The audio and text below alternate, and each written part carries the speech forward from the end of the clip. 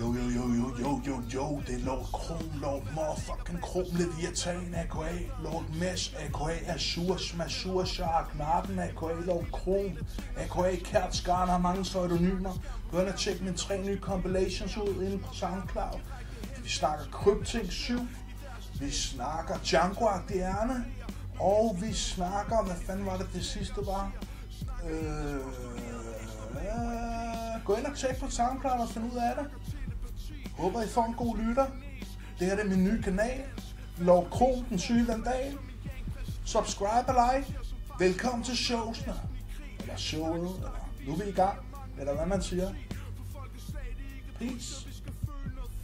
Og jeg vil bare lige sige her, så noget ekstra tilføjelse der, at den projekt jeg ikke kunne huske, det er selvfølgelig Sumcom Revisited.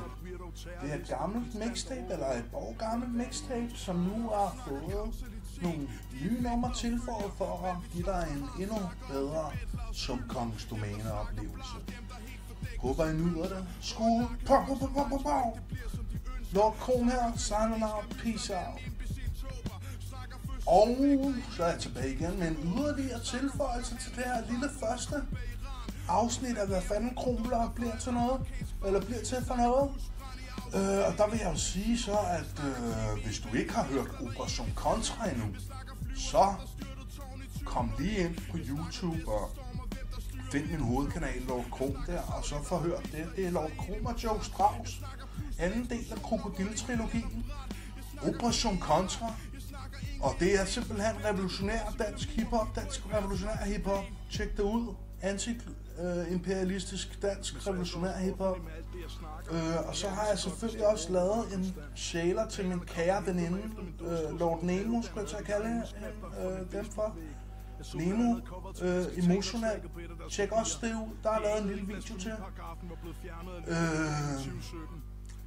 Ellers nyt fra mig af. Ikke det store. Altså, jeg har da lavet track for nylig i studiet, der hedder Glat Barberet. Det går sådan her. Glat barberet,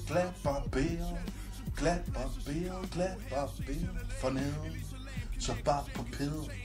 Men jeg ved ikke helt, om vi skal udgive det. Hvad synes I? Skriv i kommentarerne. Like, subscribe. Lord Kron Blog, signing out.